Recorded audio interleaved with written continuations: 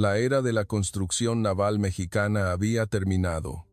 En 2015, el mundo lo había declarado así, porque ese año, Qatar había elegido a China, un competidor que ofrecía un precio hasta un 30% más bajo, para un gigantesco proyecto de supertanqueros de gas licuado, valorado en $21,000 millones.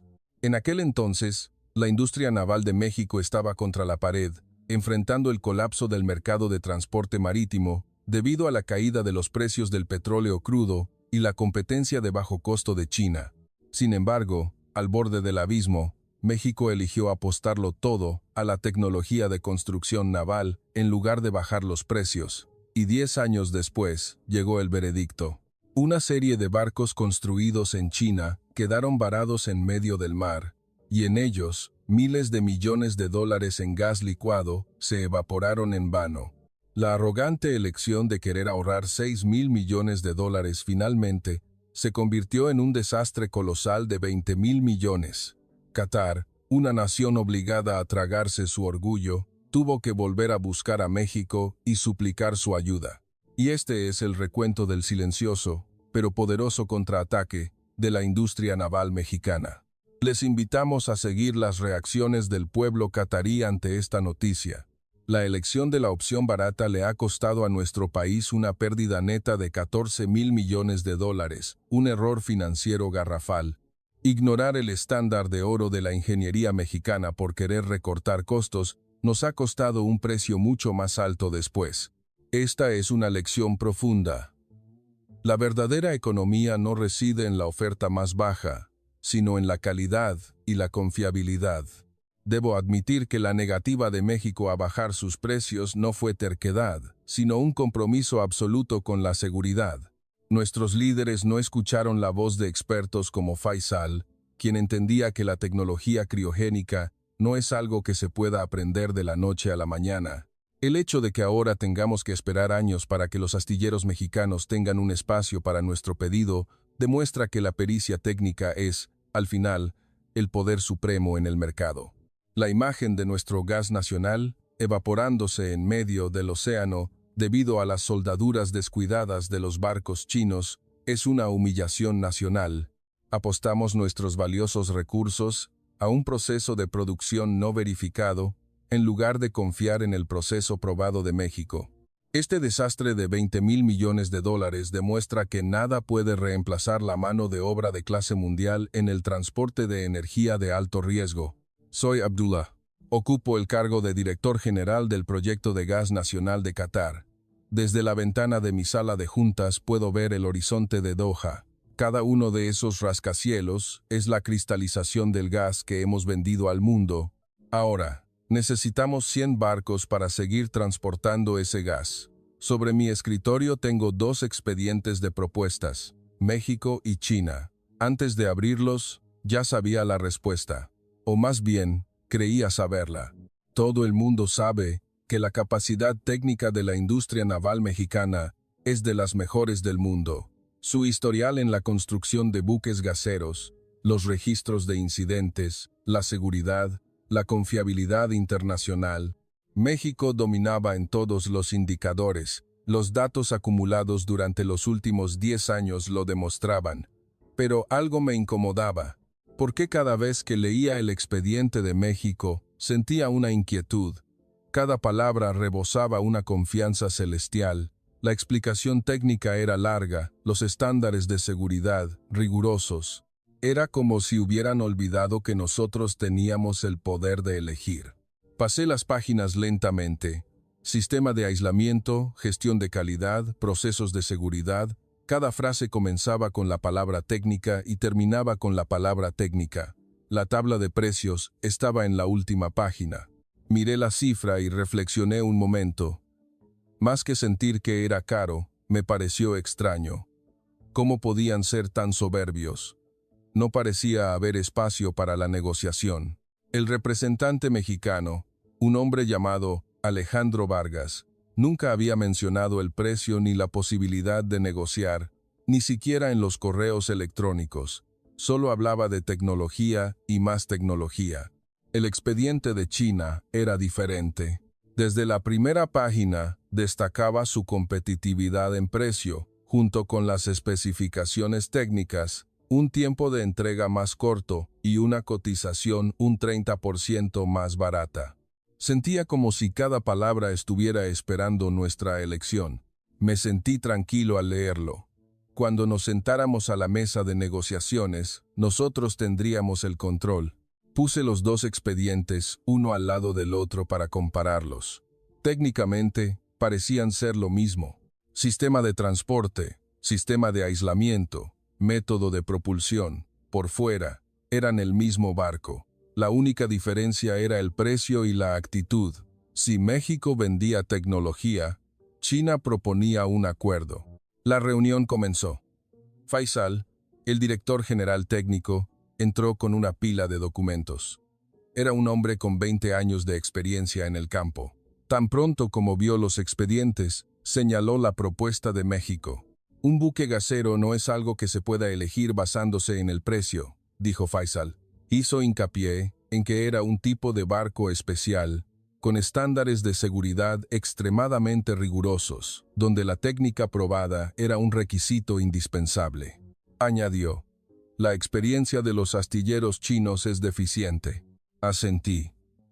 No creía que lo que Faisal decía estuviera mal, pero tampoco lo veía completamente correcto. La técnica es importante, pero no se puede tomar una decisión basándose únicamente en ella. Somos los directores de un proyecto nacional. Compramos barcos con el dinero de los impuestos de la gente. La cifra del 30% seguía rondando en mi cabeza. Con ese dinero, podríamos invertir en otras infraestructuras, construir escuelas, ampliar hospitales. Le pregunté a Faisal, ¿hasta dónde llega el nivel técnico de los astilleros chinos? Faisal dudó un poco. Dijo que estaban desarrollándose rápidamente. Añadió que también habían acumulado experiencia en la construcción de varios tipos de barcos grandes en los últimos años, pero insistió en que los buques gaseros eran diferentes, que su falta de experiencia era absoluta. Abrí mi computadora portátil. Busqué los logros recientes de los astilleros chinos. Construían todo tipo de barcos, portacontenedores, cargueros, petroleros. La escala también era enorme, y la transferencia de tecnología era muy activa. ¿Por qué no podrían construir un buque gasero? Pregunté. La técnica es algo que se puede aprender, la brecha se reducirá con el tiempo. El ambiente en la sala de reuniones se volvió pesado. Faisal no dijo nada más. Los demás asistentes también guardaron silencio. Entendí el significado de ese silencio. No era oposición, sino aceptación. Los astilleros mexicanos habían hecho grandes esfuerzos durante años para conseguir este contrato. Dijeron que mantendrían el astillero reservado. Prometieron dar prioridad a la construcción de nuestros barcos. Era casi una súplica. Pero la respuesta de Qatar fue fría. México, $210 millones por barco. China, $150 millones por barco. Saqué la calculadora. 100 barcos, una diferencia de $6,000 millones. $6,000 millones. Esa cantidad podría dar forma, a los próximos 10 años, del futuro de Qatar. Dinero que podría invertirse en educación, salud, en todos los sectores de infraestructura. Puse la técnica y la economía en la balanza, pero esta ya se había inclinado hacia un lado. El riesgo del que hablaba Faisal era solo una suposición. Podría ocurrir o no, pero el ahorro de $6,000 millones era un resultado seguro. Una cifra que podía escribir inmediatamente en el informe. Contacté a la parte china. Les dije que decidieran el cronograma para una inspección técnica. Les informé que visitaría personalmente para confirmar. Respondieron de inmediato que serían bienvenidos. Dijeron que se ajustarían a cualquier horario que deseáramos. Prometieron abrir todas sus instalaciones. Hice la misma propuesta a la parte mexicana. Le envié un correo electrónico a Alejandro Vargas preguntando por el cronograma de inspección junto con la posibilidad de renegociar el precio. 2 días después, llegó la respuesta. Dijo que ajustar el precio era difícil, que la cotización actual era la mejor que podían ofrecer. Añadió que la inspección era bienvenida. Sonreí al leer el correo. Sentí su arrogancia. ¿No conocía la situación del mercado o la ignoraba deliberadamente? Pensé que su confianza en su tecnología era excesiva. El mundo había cambiado. Esta no era una era de monopolios.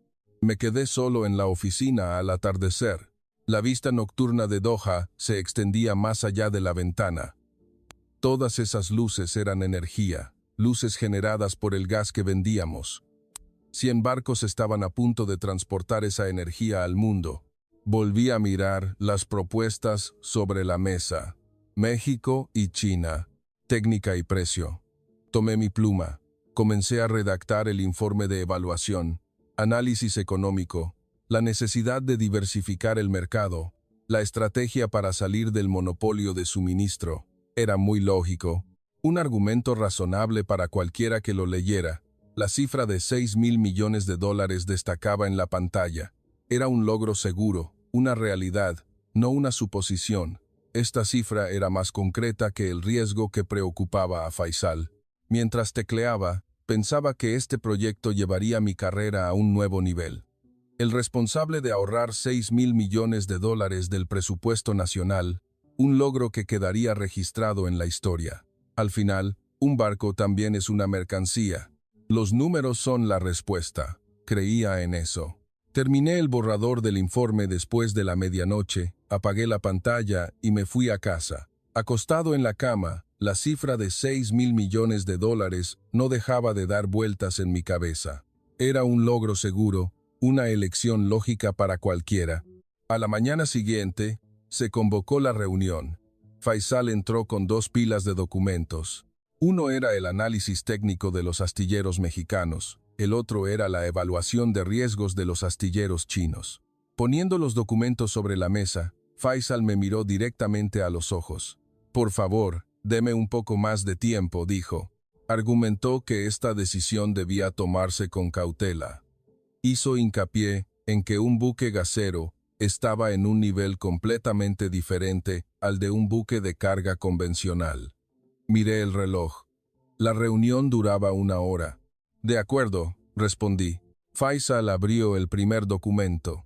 Explicó que un buque gasero es un tipo de barco especial que transporta gas licuado a -163°C.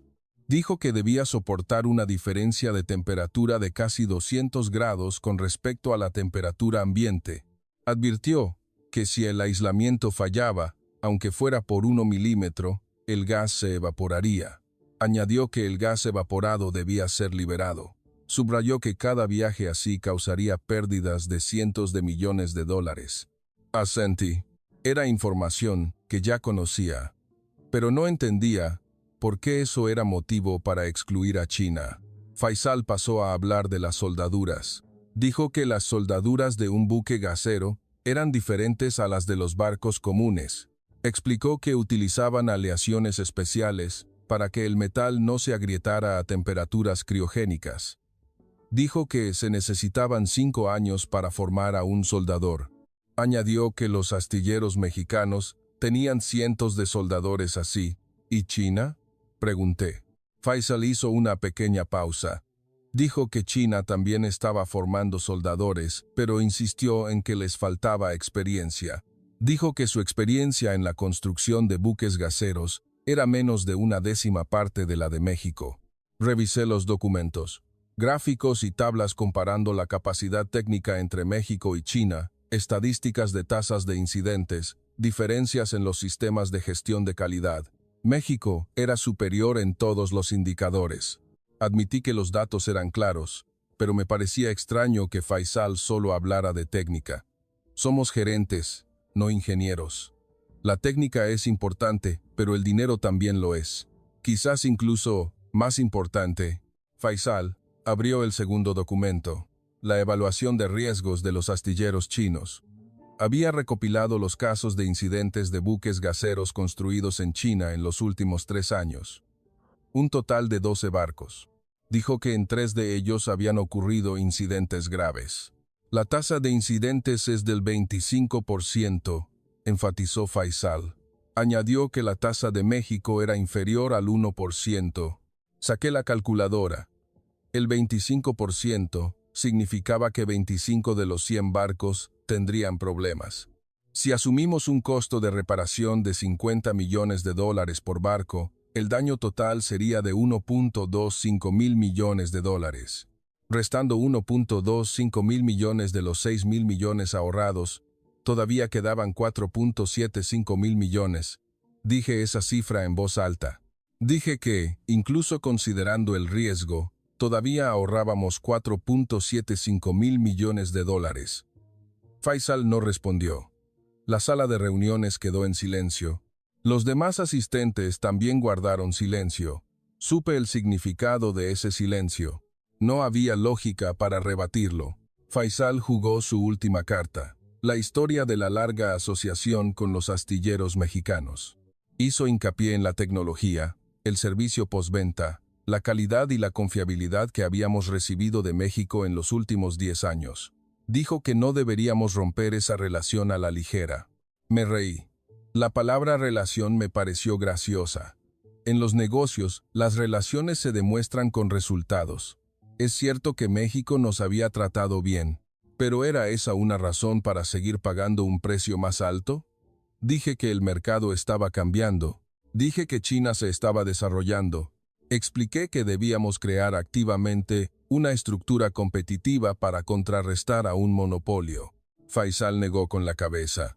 Dijo que esto no era una mercancía común. Insistió en que eran barcos que involucraban vidas humanas. Dijo que no podíamos confiar un activo nacional a una tecnología no probada. Cejé el documento. Dije que la prueba era solo cuestión de tiempo. Dije que China también estaba aprendiendo. Subrayé que la brecha técnica se estaba cerrando. Dije que debíamos darles tiempo. ¿Y si ocurre un incidente mientras esperamos?, preguntó Faisal. No tenemos seguro, respondí. Además, los barcos mexicanos tampoco están libres de incidentes. Ningún astillero es perfecto. Faisal no dijo nada más. Empezó a recoger sus documentos. Mirándolo, pensé qué molestos eran estos técnicos. Priorizan las emociones sobre los números. La reunión terminó. Faisal me buscó en privado. Me llamó en el pasillo. En su mano tenía el análisis técnico de los astilleros mexicanos. Señor, por última vez, escúcheme, dijo. Faisal dijo que no era solo un barco, que era un barco especial que debía soportar temperaturas criogénicas de -163 grados Celsius. Subrayó que entregar este gigantesco proyecto a un astillero chino no probado era una apuesta peligrosa. Me detuve y lo miré. La ingenuidad de los técnicos me irritaba. Le presenté la fría realidad que Faisal estaba ignorando. Faisal, tú solo miras la técnica, pero no ves cómo funciona el mundo. ¿De verdad no conoces la situación actual de la industria naval mexicana? La deuda multimillonaria que comenzó en 2015, la reestructuración a gran escala. ¿Por qué crees que un país con una tecnología tan maravillosa como dices fue empujado al borde del colapso? Faisal vaciló un poco. Dijo que era por los subsidios del gobierno chino y su estrategia de precios bajos, no por falta de tecnología. Añadió que en parte también se debía a una recesión económica mundial temporal. Cualquiera que sea la razón, el resultado es el mismo, dije. México se derrumbó sin piedad ante la estrategia de precios bajos de China. Este es el flujo del mercado, es imparable. Estás apostando el futuro de Qatar a un barco que se hunde. Al contrario, me asusta su desesperación. Si escatiman en calidad por falta de dinero, o si ocurre un incidente por intentar cumplir un cronograma de manera irrazonable, ¿quién será el responsable? Por otro lado, China está inundada de capital. La técnica es algo que se puede aprender con el tiempo. Faisal abrió la boca, pero no pudo responder.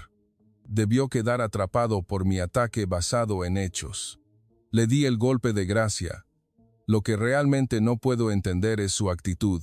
Gente al borde de la quiebra, con los astilleros vacíos por falta de trabajo, y dicen que no bajarán el precio ni un centavo. Vi el correo de Alejandro Vargas, ese representante.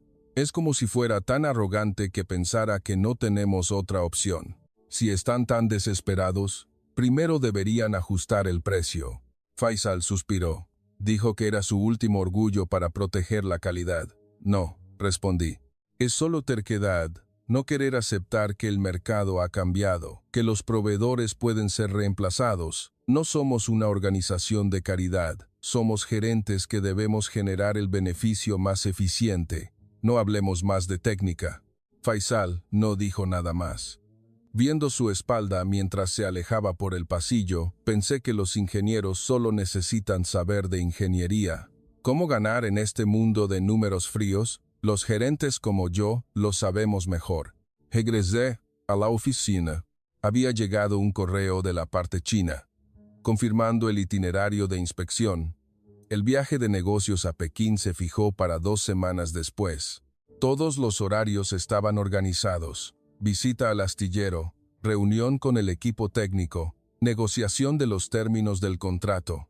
Envié una respuesta. Dije que había confirmado el itinerario. Añadí que lo esperaba con ansias. Miré por la ventana. El horizonte de Doha brillaba bajo el sol. Esos edificios se construyeron sobre decisiones racionales, el resultado de evaluaciones basadas en números, no en emociones. Esta vez sería igual. La advertencia de Faisal era la preocupación excesiva de un ingeniero. La realidad se expresaba en la cifra de $6.000 millones. Era un logro seguro. Creía en eso. Regresé de Pekín después de 2 semanas. La inspección del astillero chino fue más impresionante de lo que esperaba. Equipos de última generación, un astillero inmenso, cientos de ingenieros, en términos de escala, superaban a México. Por supuesto, como Faisal había señalado, les faltaba experiencia en la construcción de buques gaseros, pero estaban aprendiendo muy rápido. De vuelta en el hotel, preparé el informe. Organicé objetivamente los elementos, evaluación de las instalaciones, análisis técnico, factores de riesgo. La conclusión era clara. Había riesgos, pero eran manejables. Y no era un riesgo que valiera la pena para renunciar a un ahorro de $6.000 millones. Al día siguiente, de regreso, en Doha, se convocó la reunión final. Los 12 asistentes estaban presentes. El director general del proyecto, el director financiero, el jefe del equipo técnico, el asesor legal y también Faisal. Sobre la mesa de reuniones, las 2 propuestas estaban una al lado de la otra. Comencé mi presentación. Puse el análisis económico en la primera diapositiva. México, $21.000 millones. China, $15.000 millones. Cuando enfatiqué la diferencia de $6.000 millones en letras grandes, la sala quedó en silencio. Pasé a la siguiente diapositiva y mostré el análisis de riesgos.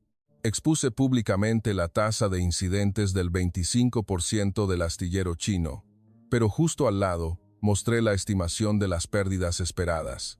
Incluso en el peor de los casos, las pérdidas serían de $5.000 millones, y después de restarlas de los $6.000 millones, todavía quedaban $4.5 mil millones.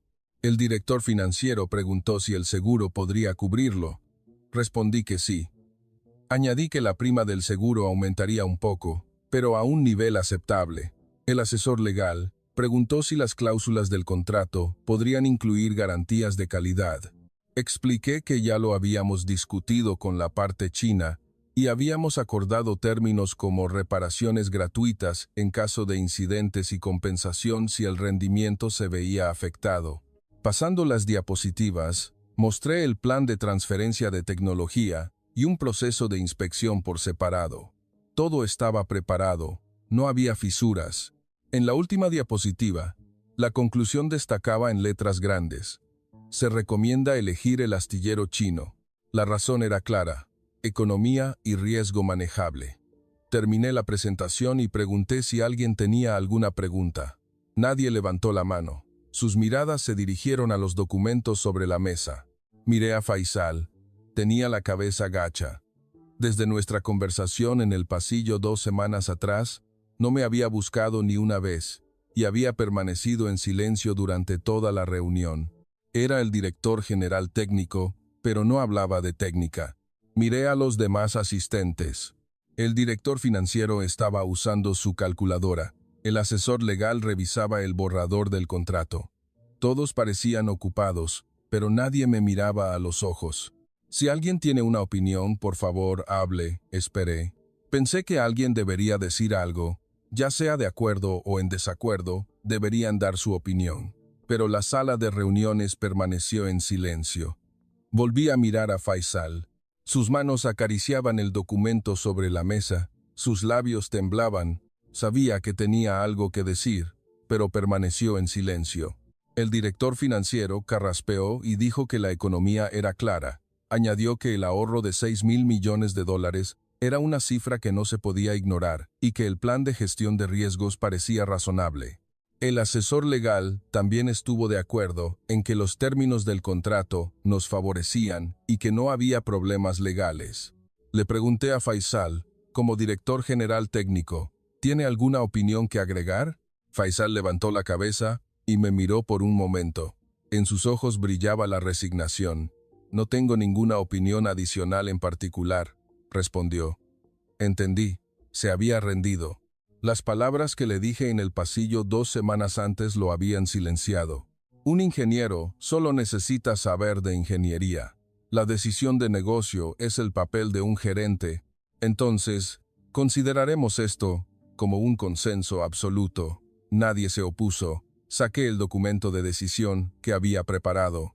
Sobre el pedido de buques gaseros para el proyecto de gas, se decide elegir el astillero chino. Razón: ventaja económica y nivel de riesgo manejable.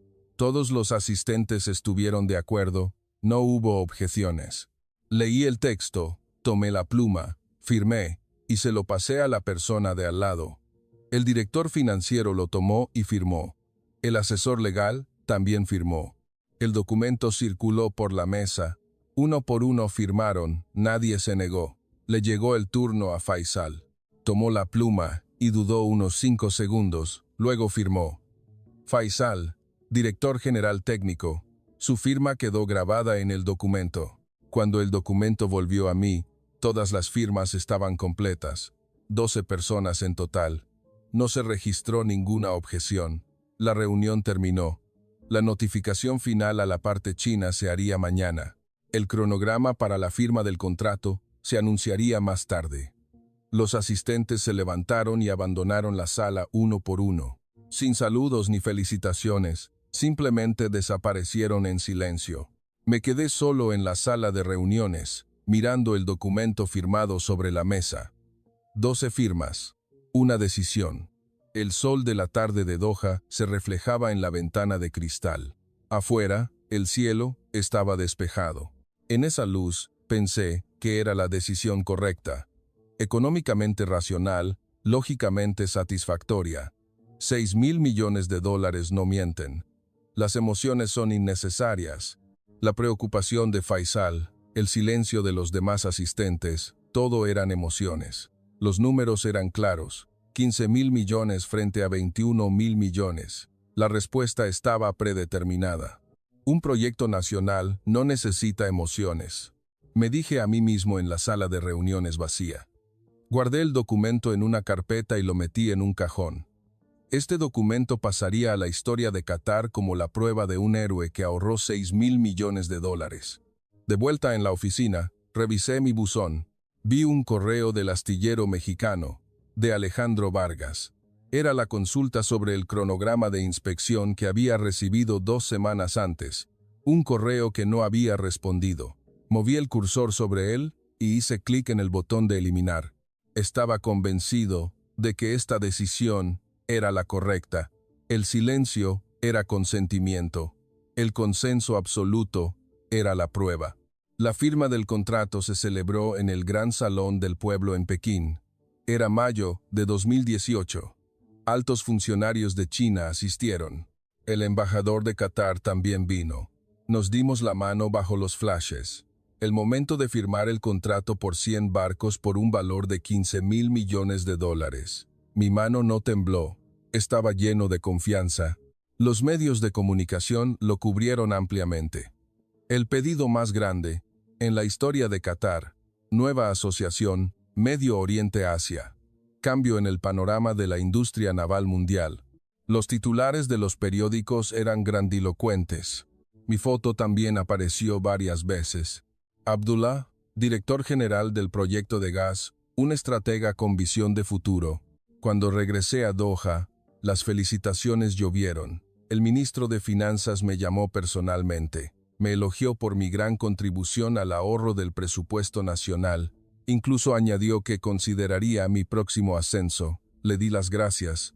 Dije que solo había hecho lo que era mi deber. Faisal permaneció en silencio. Incluso después de la firma del contrato, no me buscó ni una vez. Si nos cruzábamos en el pasillo, solo hacía una leve inclinación de cabeza. Ya no expresaba advertencias ni preocupaciones. Me pareció bien. El ingeniero había encontrado su lugar. La entrega del primer barco estaba prevista para un año después, ya que el astillero chino había prometido un tiempo de entrega más rápido, un cronograma 6 meses más corto que el de México. Recibía informes de progreso regularmente, tasa de finalización, resultados de las pruebas de calidad, pruebas de mar. Todo parecía ir sobre ruedas. En febrero de 2019, recibí la notificación de que el primer buque gasero estaba terminado. Volé de nuevo a China para asistir a la ceremonia de entrega. Un barco colosal estaba anclado en el muelle, 300 metros de largo, 48 metros de ancho. Al ver el casco brillante bajo el sol, sentí orgullo. El presidente del astillero chino me guió. Recorrimos el barco, inspeccionando los equipos más modernos, la sala de máquinas, la sala de control, los tanques de carga. Por fuera, parecía perfecto. El equipo de inspección realizó una revisión detallada y la mayoría de los puntos cumplían con los estándares. Había algunos detalles menores que necesitaban ser completados, pero se consideró que no había problemas para zarpar. Firmé los documentos de recepción. Ahora, este barco era propiedad de Qatar. Se programó el primer viaje, cargar gas en el puerto de Qatar y dirigirse a Yokohama, Japón. Una travesía de unas 2 semanas. El día de la partida, recibí un informe en vivo en mi oficina en Doha, 9 a.m., salida, tiempo soleado, buenas condiciones, carga de gas completa, todos los sistemas normales. El primer informe, perfecto. Pasaron 2 días. Llegó un informe. El barco navegaba por el Océano Índico. Se mantenía a una velocidad de 19 nudos. El consumo de combustible era normal. El sistema de refrigeración funcionaba. Me sentí tranquilo. Sentí que las preocupaciones anteriores eran innecesarias.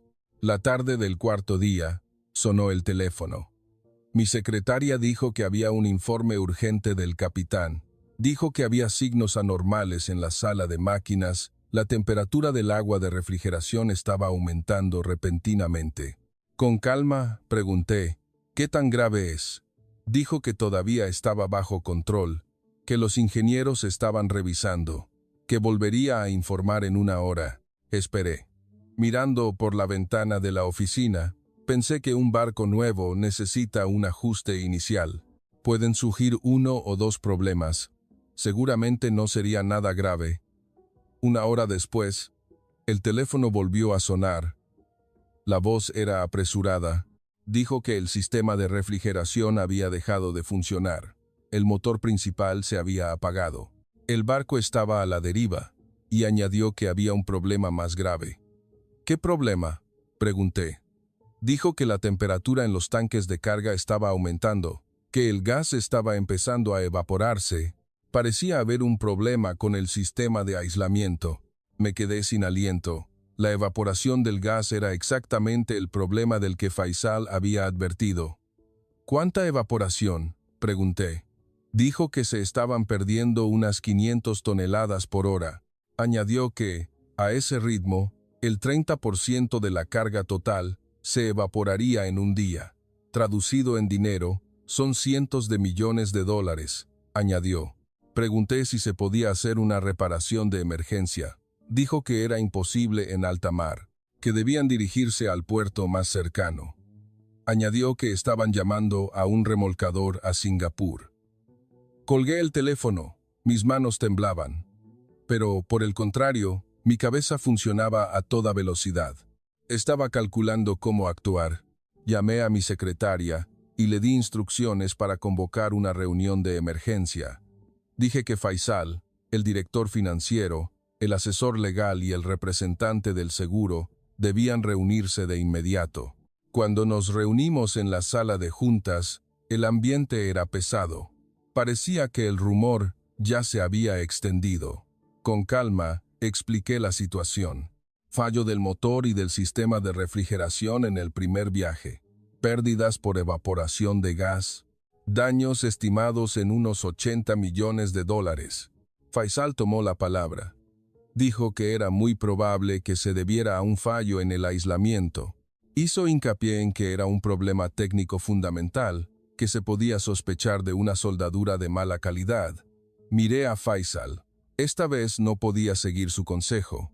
En el momento en que admitiera que era un problema estructural, significaría que los 99 barcos restantes también tenían el mismo problema. Dije que debíamos tratarlo como un caso aislado. Dije que era un fallo puntual que ocurrió durante la producción. Dije que exigiríamos al astillero chino una inspección de emergencia y una reparación gratuita. Hice hincapié en que teníamos una garantía en el contrato. El representante del seguro preguntó, ¿se pueden gestionar los daños de esta vez con el seguro? Respondí que sí. Dije que el seguro del barco y el seguro de la carga lo cubrirían. Añadí que la prima aumentaría, pero que sería soportable. El director financiero sacó la calculadora. Daños de $80 millones, costos de reparación de 20 millones, pérdidas por interrupción de operaciones de 30 millones, un total de unos 130 millones. Pero añadió que, en comparación con el ahorro de $6.000 millones, eso era solo un 2%. Me sentí aliviado con esas palabras. Los números me habían salvado. 130 millones era mucho, pero solo el 2% de 6.000 millones. La economía seguía prevaleciendo. Contacté al astillero chino, les pedí que enviaran un equipo técnico de emergencia a Singapur, les di instrucciones para investigar la causa y reparar de inmediato. Prometieron tomar medidas de inmediato. También me preparé para lidiar con los medios. Redacté un comunicado de prensa. Se detectaron detalles de ajuste menores durante la inspección inicial de un barco recién construido. Se están completando, según el procedimiento normal. La seguridad no presenta ningún problema. No usé la palabra incidente. Usé el término inspección. Faisal volvió a hablar. Dijo que era necesario inspeccionar todos los barcos restantes. Advirtió que podría haber problemas similares. Negué con la cabeza. Dije que era una reacción exagerada, que era un incidente de fallo aislado. Hice hincapié en que una inspección más exhaustiva de los barcos restantes era suficiente. Una inspección completa sería una pérdida de tiempo y dinero. Terminé la reunión, instruyendo a todos que se encargaran de sus tareas asignadas. Seguro que es solo un problema temporal, murmuré para mí. Solo mala suerte, siendo la primera vez, puede pasar. La próxima vez estará bien. 2 semanas después, recibí el informe de que las reparaciones en Singapur habían concluido, reemplazo del motor, reinstalación del sistema de refrigeración, refuerzo del material aislante, todos los trabajos estaban terminados. Dijeron que el barco estaba listo para su próximo viaje. Volví a creer que el problema se había resuelto, que a partir de ahora funcionaría con normalidad, porque los números seguían siendo mis aliados. Restando 130 millones de 6.000 millones, todavía quedaban 5.87 mil millones. Seguía siendo un ahorro enorme. Creí que todo estaba bien. Pasaron 4 años. Era el otoño de 2023. Durante ese tiempo, se habían entregado 42 buques gaseros construidos en China. La mayoría operaba sin problemas. Hubo incidentes menores, pero nada tan grave como el primer accidente. Me sentí tranquilo. Empecé a creer que el accidente de 2019 realmente había sido solo un fallo temporal. Los números seguían siendo mis aliados. El ahorro de $6.000 millones se mantenía. Los medios también guardaron silencio. Las preocupaciones iniciales se habían desvanecido, y esto se evaluó como una exitosa estrategia de diversificación de Qatar. Fui ascendido. Me convertí en jefe de la División de Infraestructura Energética, con mayor autoridad y responsabilidad. Faisal seguía en silencio. Nos cruzábamos en las reuniones periódicas, pero ya no planteaba ninguna preocupación técnica. Solo informaba lo necesario y no se oponía a mis decisiones. Eso me facilitaba las cosas. Una tarde de octubre, mi secretaria entró apresuradamente. Dijo que había un informe, que había ocurrido un incidente grave con el barco número 14. Otra vez, pensé, pero mantuve la calma.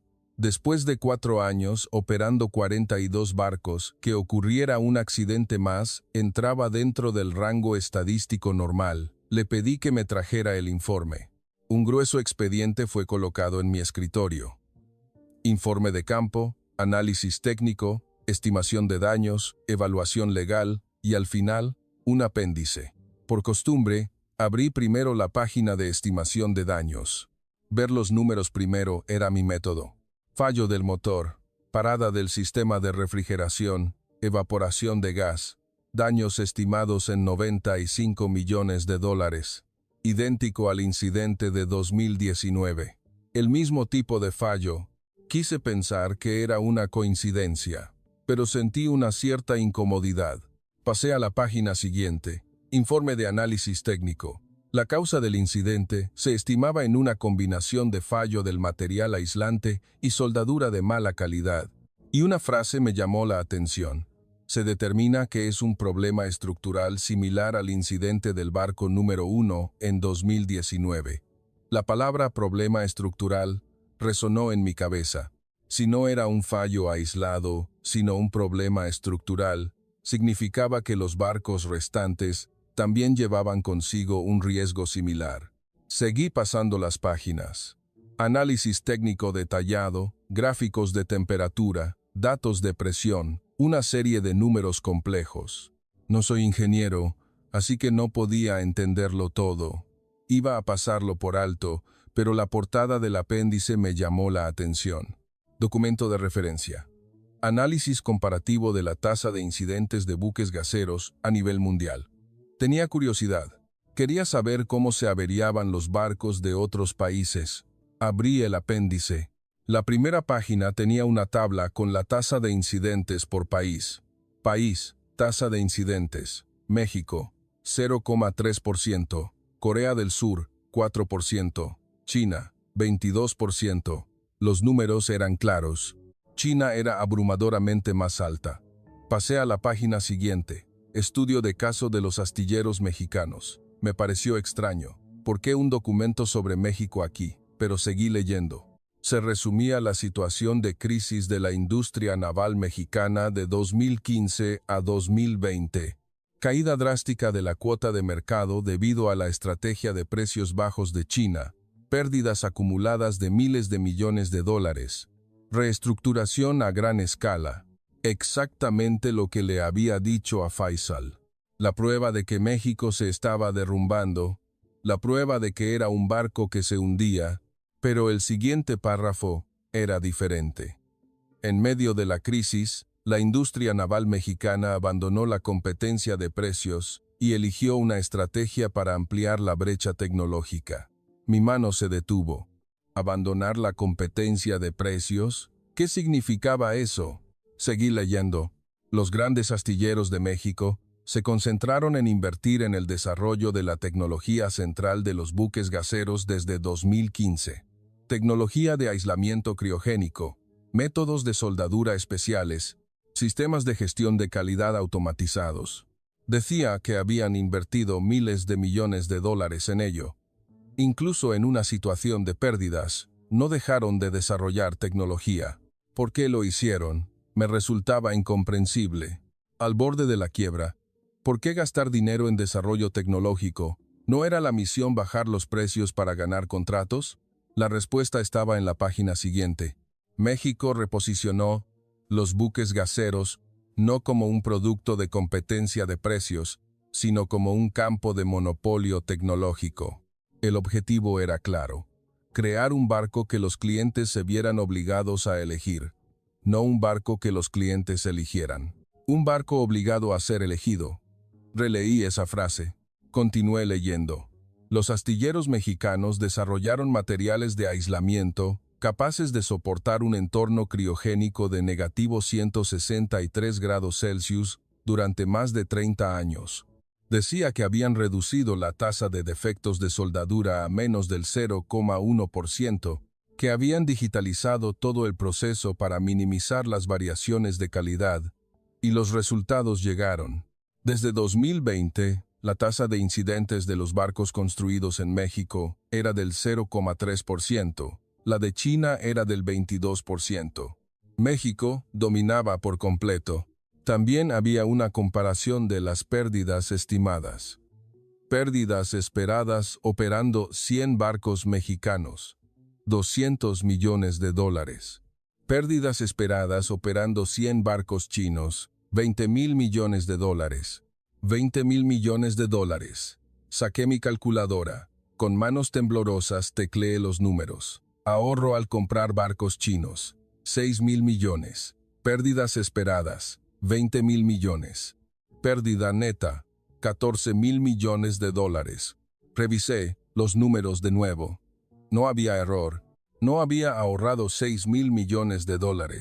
Había desperdiciado $14,000 millones. Volví a abrir el apéndice.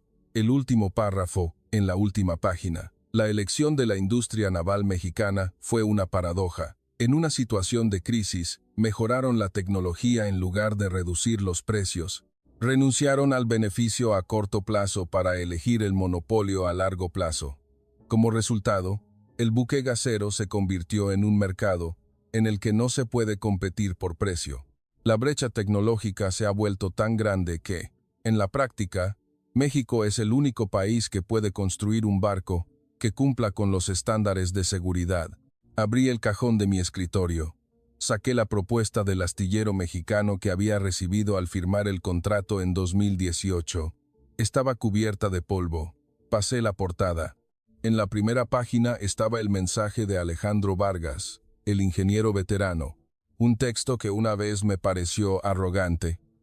Lo leí de nuevo. Un buque gasero debe elegirse por seguridad, no por precio.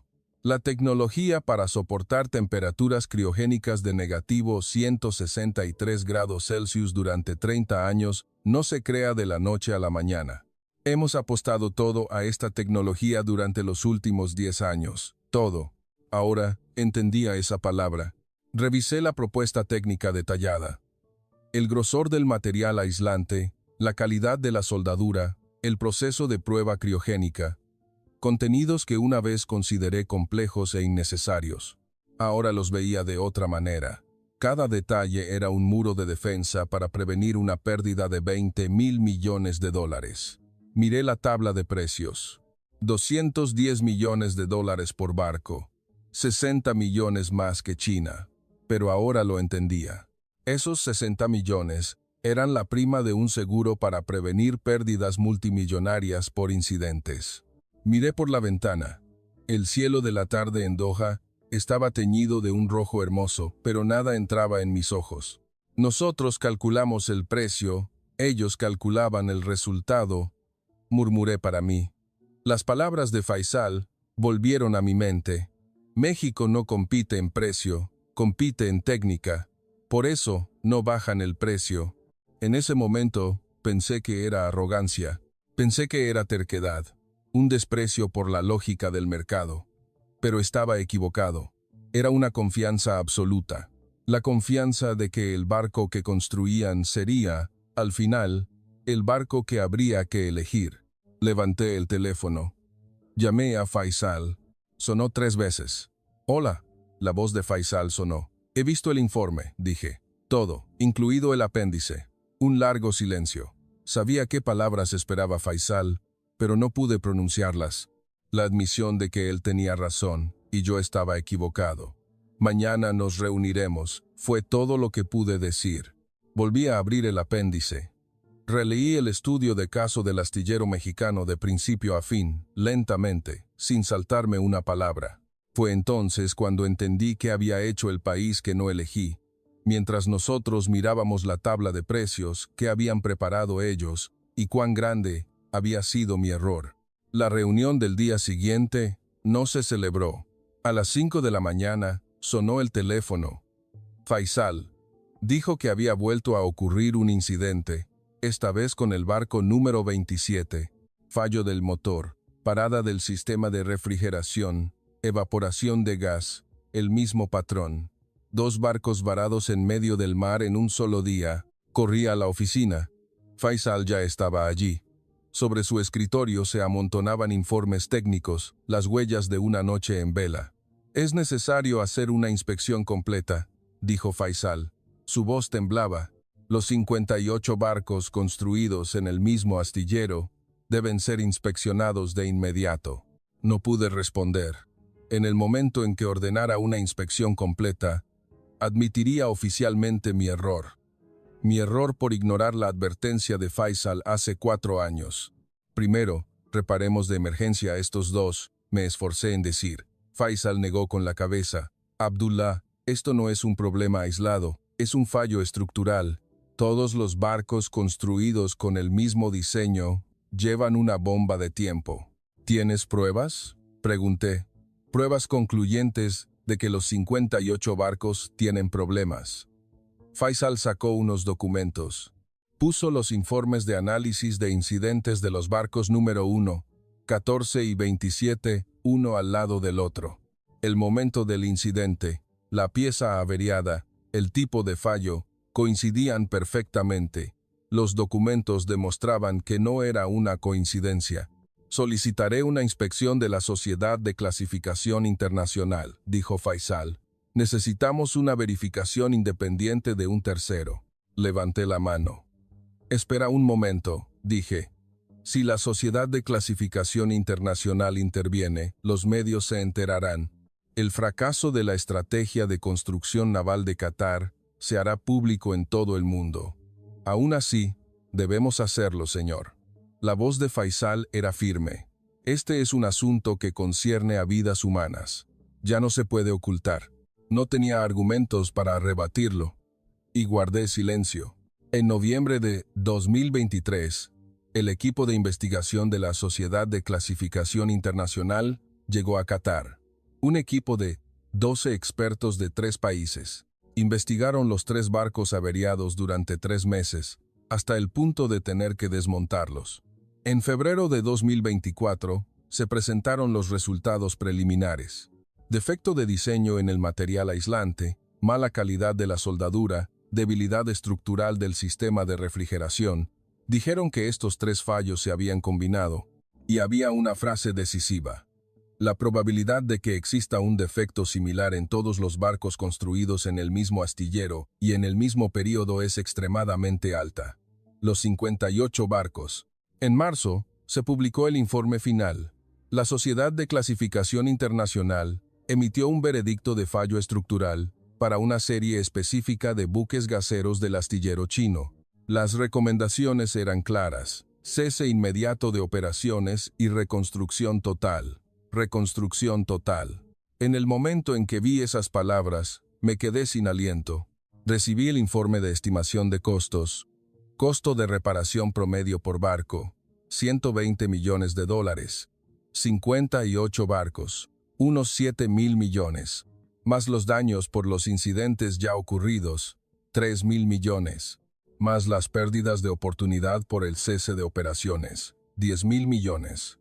Un total de $20.000 millones. Confirmé esa cifra en mi calculadora. Una y otra vez daba el mismo número. El ahorro al elegir a China fue de 6.000 millones. Las pérdidas, 20.000 millones. La pérdida neta, 14.000 millones de dólares.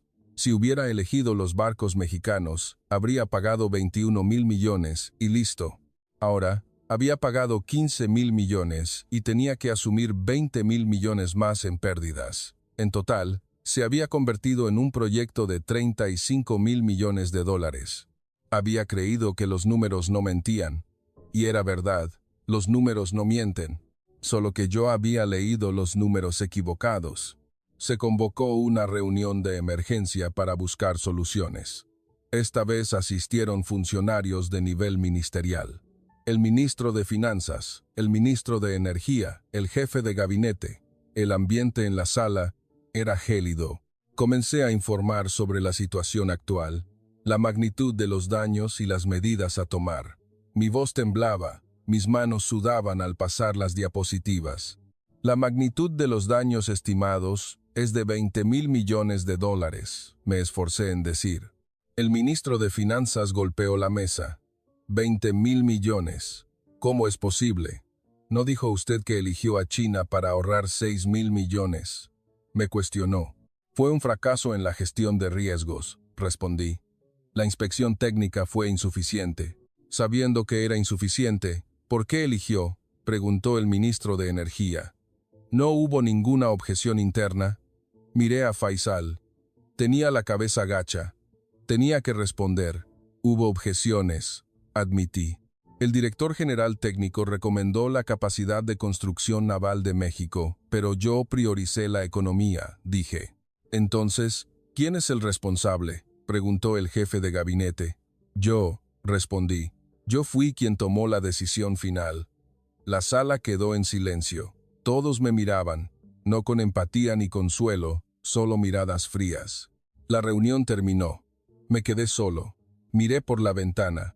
El cielo de Doha estaba nublado, a punto de llover. Me encontré con Faisal en el pasillo al volver a la oficina. Me miró y se detuvo. Debería haberte escuchado. Tomé la iniciativa. Faisal negó con la cabeza. Ya es demasiado tarde. Lo importante ahora es cómo solucionarlo. ¿Se puede solucionar?, pregunté.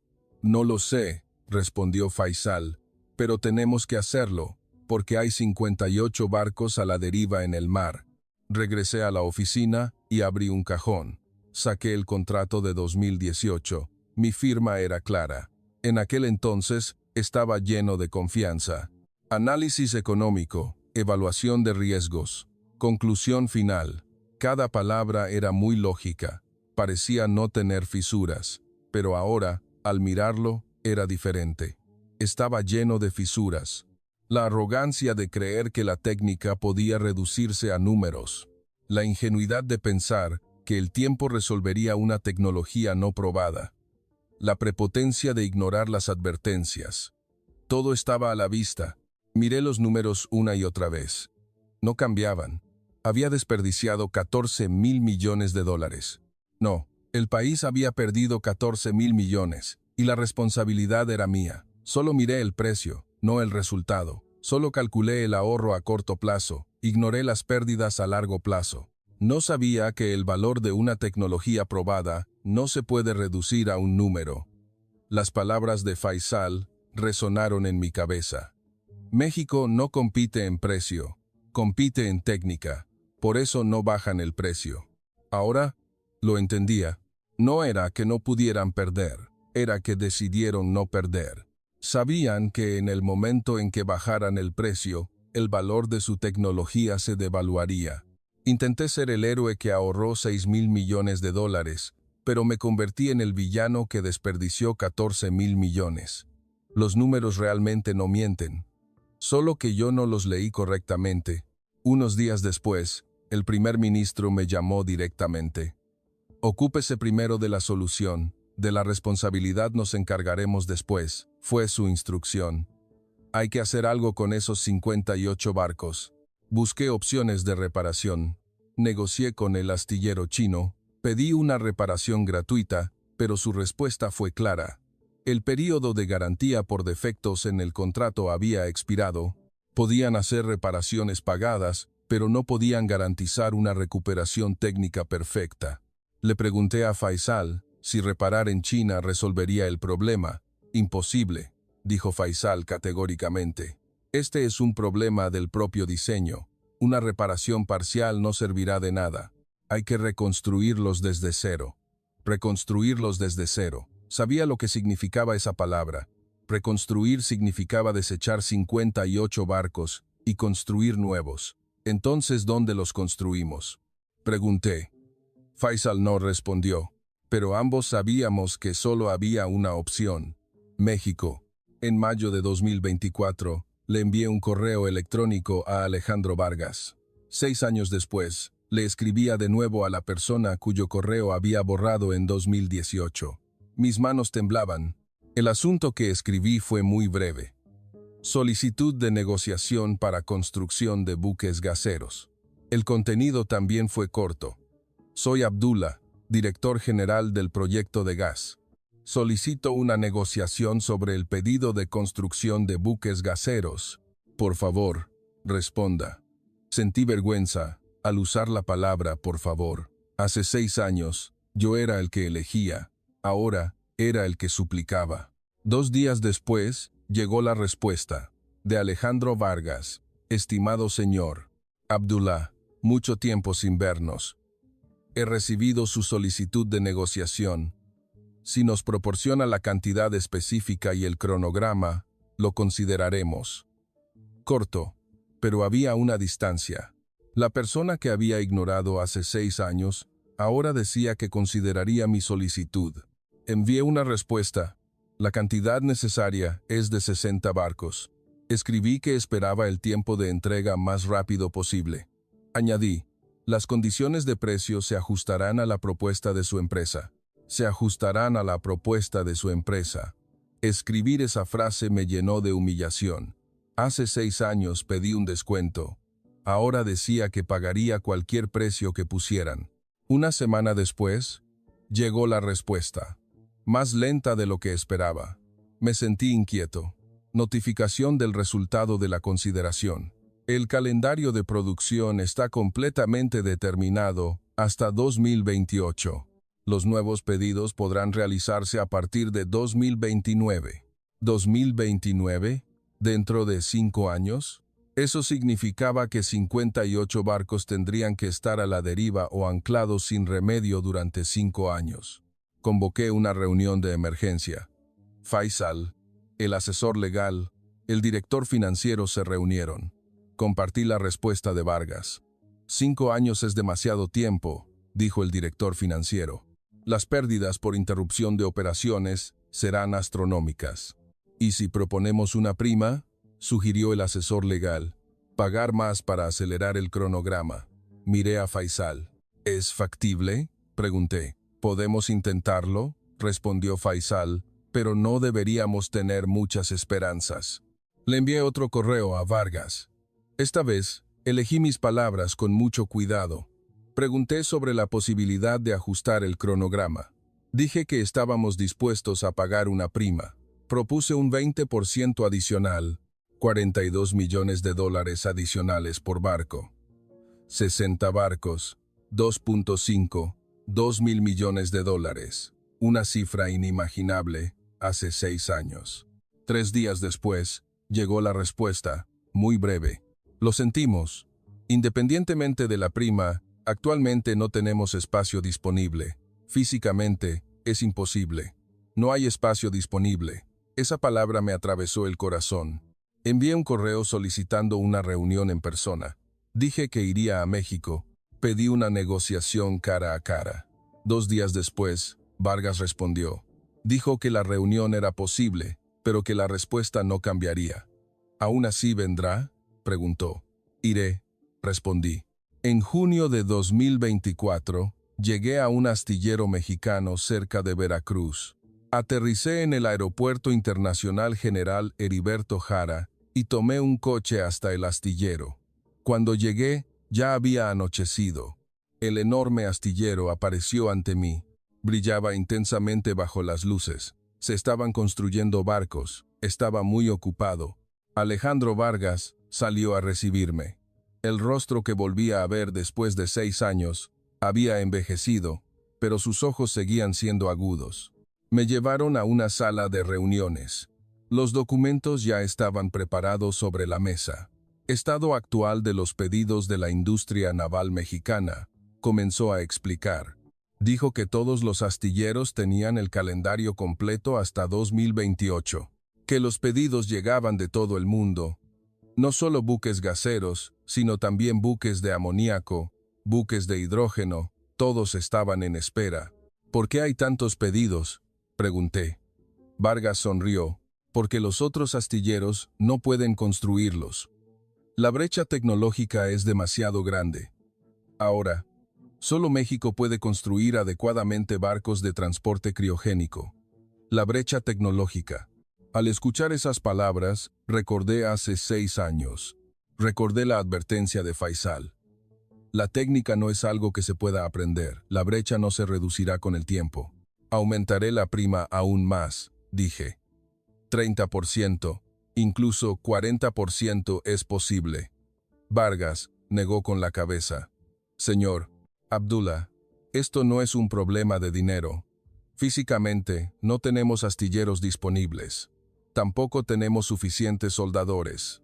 Estamos operando a plena capacidad solo para completar los pedidos que ya hemos recibido.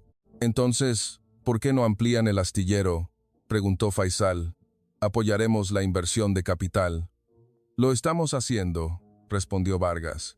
Pero la ampliación de un astillero lleva al menos 3 años. La formación de personal cualificado también lleva tiempo. Puse mis manos sobre la mesa. Por favor, ayúdennos un poco, dije con urgencia.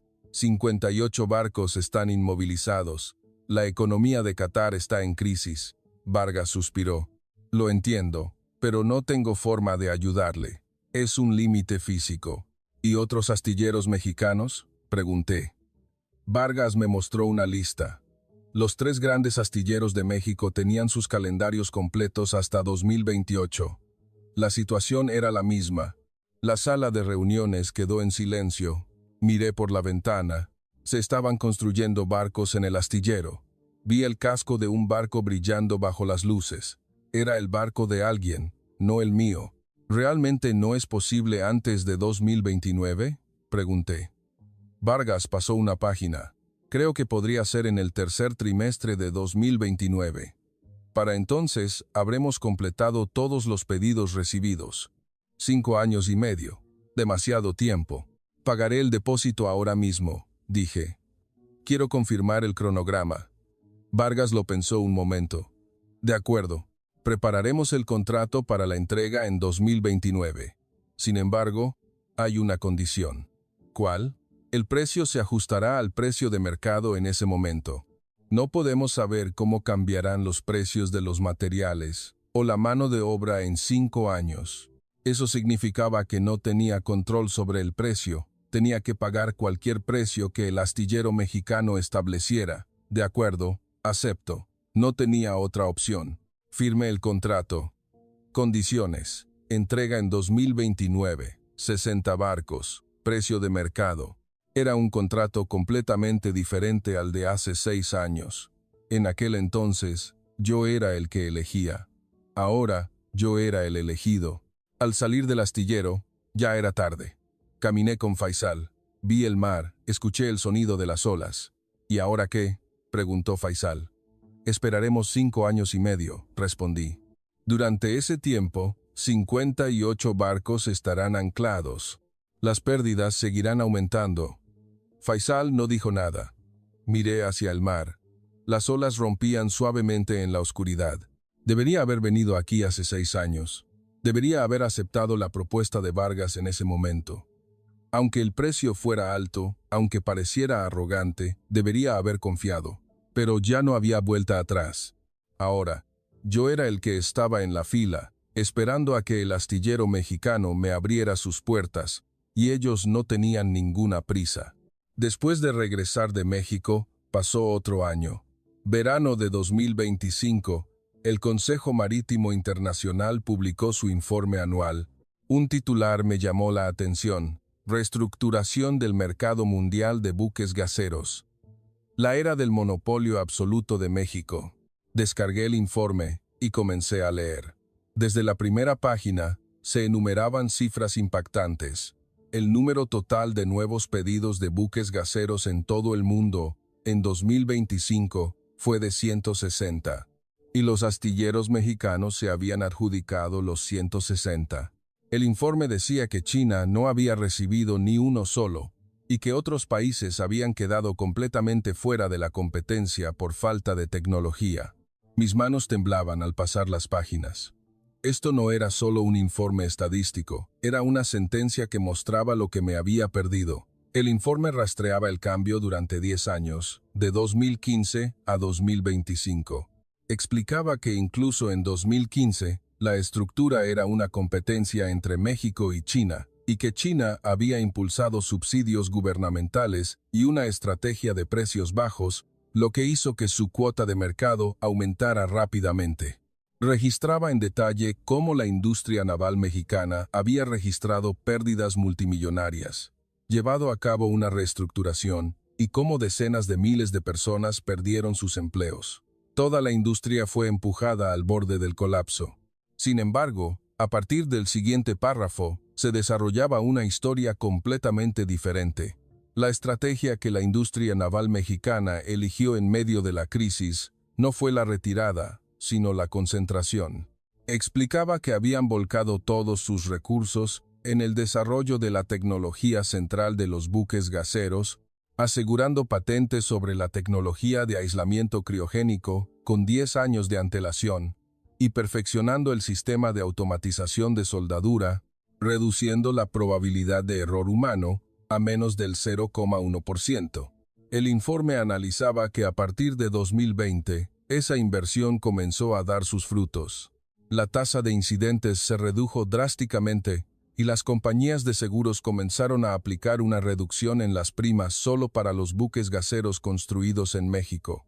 El análisis destacaba especialmente el año 2023 como un punto de inflexión.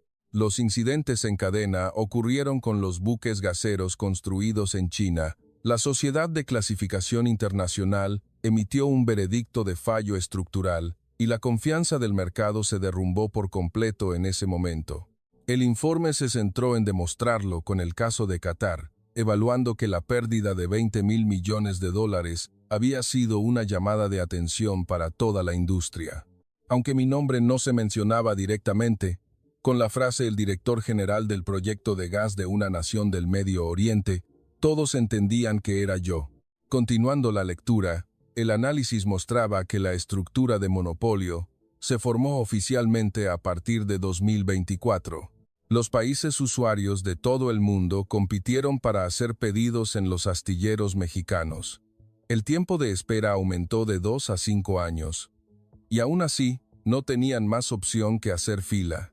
El informe también indicaba que los astilleros mexicanos mantenían su calendario completo sin aumentar los precios, eligiendo en su lugar una estrategia de fortalecer la gestión de calidad y mantener un margen en su programación. El último capítulo era la perspectiva de futuro. Predecía que la estructura de monopolio de México duraría al menos 10 años. Evaluaba que a China le tomaría más de 15 años reducir la brecha tecnológica, y que incluso así, sería prácticamente imposible si México no dejaba de desarrollar su tecnología. El informe concluía con un análisis de la situación actual, indicando que los astilleros europeos tampoco tenían capacidad para competir y se estaban centrando en otros mercados de barcos especializados. Cerré el informe. Miré por la ventana. El cielo estaba blanquecino. Se acercaba una tormenta de arena de verano. Los edificios lejanos parecían temblar en la penumbra. Pero en realidad, quizás eran mis ojos los que temblaban. Sonó el teléfono. Faisal dijo que llamaba por la asistencia a una conferencia internacional. Su voz era cautelosa. Dijo que había una invitación para que yo fuera ponente en el Foro de Energía de Asia en Singapur la próxima semana. El tema: el futuro y las lecciones de la infraestructura de transporte de gas. Ambos sabíamos que en realidad era una sesión para analizar casos de estudio de fracasos. Pregunté si podía negarme. Faisal guardó silencio un momento y luego dijo con cautela que había instrucciones de la oficina del primer ministro para que asistiera. Añadió que admitir públicamente el error y compartir las lecciones ayudaría a restaurar la confianza internacional. En resumen, tenía que dar la cara y testificar sobre mi propio error. Subí al avión hacia Singapur. Sentado en el asiento de la ventana, mirando las nubes, reflexioné. El recuerdo del viaje a Pekín hace 7 años volvió a mi mente. En ese momento, Estaba lleno de confianza, creyendo que tenía en mis manos un logro de $6,000 millones en ahorros y pensando que era el punto culminante de mi carrera. Ahora, iba de camino a testificar sobre un fracaso como responsable de una pérdida de $20,000 millones. Sentía que me había convertido en una persona completamente diferente, aunque volara bajo el mismo cielo. El día del foro, unas 500 personas se reunieron en la gran sala de conferencias. Expertos de la industria energética, representantes de empresas navieras, funcionarios gubernamentales. También vi a funcionarios de los astilleros mexicanos. Alejandro Vargas también estaba sentado al frente. Solo cruzamos una mirada. Llegó mi turno. Subí al podio. Me paré frente al micrófono. Las luces eran cegadoras. Cientos de ojos se posaron en mí. No había preparado una presentación. Decidí simplemente contar lo que había vivido. Hola, soy Abdullah, exdirector general del proyecto de gas de Qatar. Hoy, aquí, testificaré sobre cómo le causé a mi país una pérdida de $20,000 millones. Fui directo al grano desde el principio. Hubo un murmullo en la audiencia, pero continué. Expliqué que hace 8 años tuve que elegir entre México y China para un pedido de 100 buques gaseros. Dije que sabía que la capacidad técnica de México era de clase mundial, pero que China era un 30% más barata. Confesé que elegí a China con el cálculo de que podría ahorrar $6,000 millones y dije que hubo advertencias internas. Admití que Faisal, el director general técnico, había señalado repetidamente los riesgos y había insistido en recomendar a México, pero que yo había desestimado sus palabras como la preocupación excesiva de un ingeniero. Revelé con sinceridad que creía que la economía era más importante que la técnica, que todo podía ser evaluado con la lógica del mercado y que los números eran la respuesta. El resultado fue amargo, les dije. Expuse públicamente las cifras. El primer incidente en 2019. Los incidentes en cadena en 2023 y 2024. El veredicto de fallo estructural de la Sociedad de Clasificación Internacional. Las pérdidas totales alcanzando los $20,000 millones. Perdí $14,000 millones adicionales al intentar ahorrar $6,000 millones. Lo que debería haber costado solo $21,000 millones si hubiera elegido a México, se convirtió en $35,000 millones. Pero lo que realmente importa no son los números, dije. Confieso que lo que pasé por alto fue la esencia de la ingeniería. Admití que no había podido entender por qué la industria naval mexicana se había negado a bajar los precios y lo había apostado todo al desarrollo tecnológico en medio de una crisis. Dije que no sabía en absoluto que habían convertido los buques gaseros en un campo de monopolio tecnológico en lugar de competir por precio, que habían renunciado al beneficio a corto plazo para elegir la supervivencia a largo plazo, y que habían creado un barco que los clientes se veían obligados a elegir. Fue solo entonces cuando me di cuenta.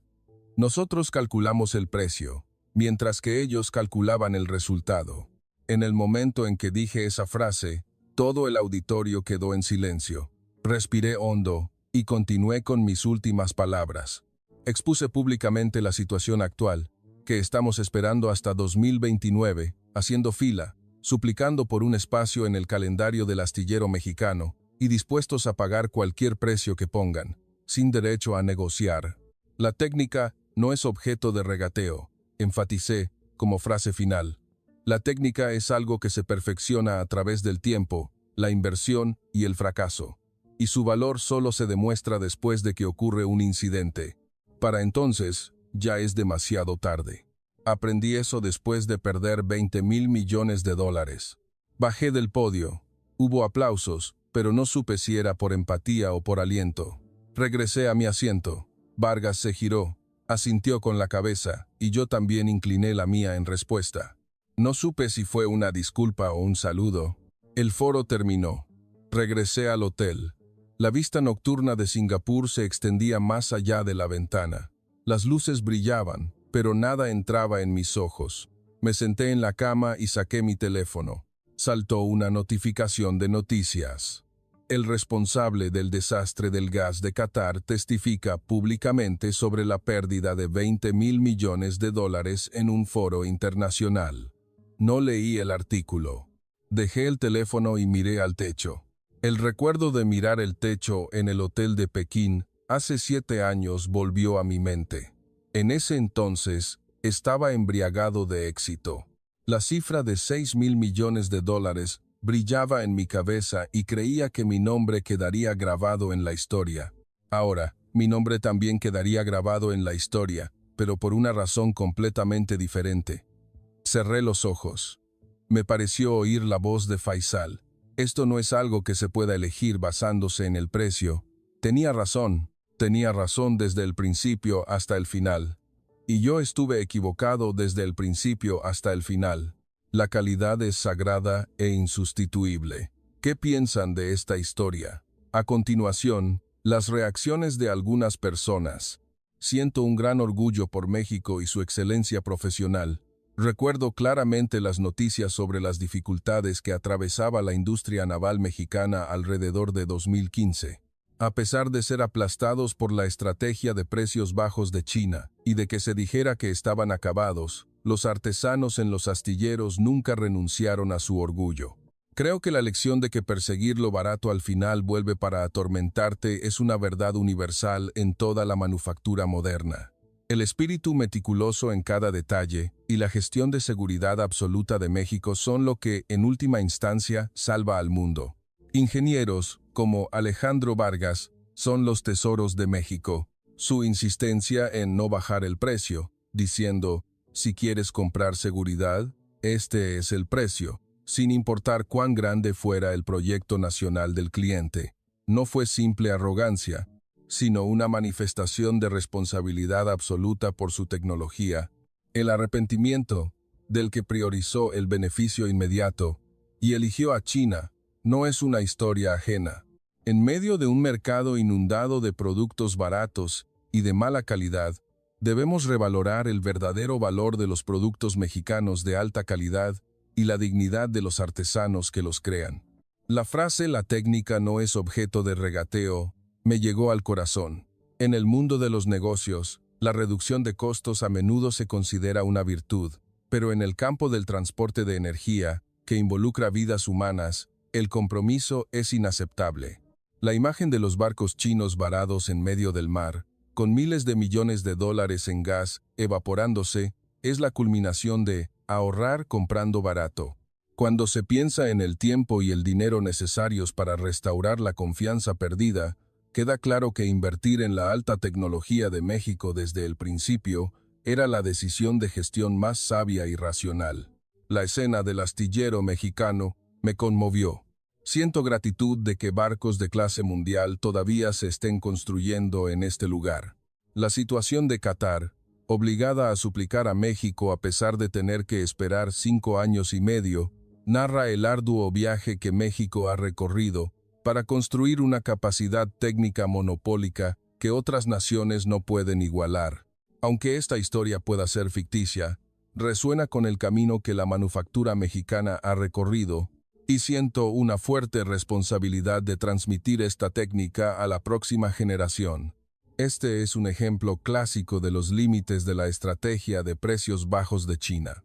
Intentan monopolizar el mercado usando subsidios, pero su base es una mentalidad de mientras se venda, está bien. Por el contrario, México piensa en la seguridad durante los 30 años posteriores a la venta. La tecnología para soportar temperaturas criogénicas de -163 grados Celsius no es algo que se pueda copiar en unos pocos años. La irónica realidad de intentar ahorrar miles de millones, pero terminar causando una pérdida de 20.000 millones, es una advertencia extremadamente poderosa y convincente para una sociedad moderna que persigue la transferencia fácil de tecnología y el eficientismo de costos. La confesión de Abdullah es algo que los gerentes de todo el mundo deberían escuchar. Solo evaluó con números e ignoró la voz del campo, es decir, la advertencia de Faisal. La responsabilidad de causar una pérdida tan enorme a la nación es muy pesada, pero su valentía, al admitir finalmente, su error en público es digna de reconocimiento. La capacidad técnica de México a veces puede parecer cara, a veces arrogante, pero ese es el peso que nace de décadas de fracasos y mejoras. Me duele darme cuenta de que los líderes que no pueden entender correctamente ese valor, al final, no pueden lograr el verdadero éxito. Esta historia no solo se aplica a la industria naval, sino también a las industrias de TI y semiconductores. Mientras el mundo solo busca eficiencia y velocidad, la actitud de la calidad es lo primero que México ha defendido. A veces se considera anticuada. Pero cuando los sistemas colapsan y ocurren incidentes irreparables, es cuando la gente comienza a entender el significado del trabajo meticuloso de los mexicanos. La escena de Qatar, volviendo a México y haciendo fila, simboliza el papel de la tecnología mexicana como el último recurso. Esta es la ventaja estratégica que debemos proteger para sobrevivir en el escenario internacional. Me emocionó el concepto de un producto que debe ser elegido, no un producto que se elige. Este es el objetivo final de la manufactura. Si elevas la tecnología a un nivel que nadie puede imitar, no te verás arrastrado a la competencia de precios. Los clientes vendrán inclinando la cabeza para comprar. El hecho de que los astilleros mexicanos tengan su calendario completo hasta 2029 es el resultado de haber afilado sus herramientas en la adversidad. A través de esta historia, aprendemos la importancia de seguir proporcionando un valor que solo México puede ofrecer. Y una vez más, siento orgullo de ser mexicano. Nunca ignores la voz del campo, como la de Faisal. No importa cuán brillantes sean los gerentes, cuán buenos sean con la calculadora, no se comparan con la intuición y el conocimiento de la persona que realmente opera el barco, que conoce el mar. La técnica mexicana es superior porque valora la retroalimentación del campo y tiene una cultura que no permite desviaciones, ni siquiera de 1 milímetro en una soldadura. El fracaso de Qatar es el resultado de una organización que menospreció la técnica del campo. Para que México vuelva a liderar el mundo, debemos continuar protegiendo esta cultura de el campo primero como el fundamento de la nación. El impacto de la cifra de $20,000 millones en pérdidas es inmenso. El hecho de ahorrar 6,000 millones, pero causar una pérdida neta de 14,000 millones, ha demostrado cuán cegadores pueden ser los beneficios a corto plazo. El que el astillero mexicano no bajara el precio ni un centavo fue porque reflejaron la responsabilidad por su tecnología en el precio. Bajar el precio fácilmente habría llevado a una disminución de la calidad y, en última instancia, a la infelicidad del cliente. Después de leer esta historia, una vez más, me doy cuenta y aprecio la inmensa seguridad y confianza que garantizan los productos mexicanos que nos rodean.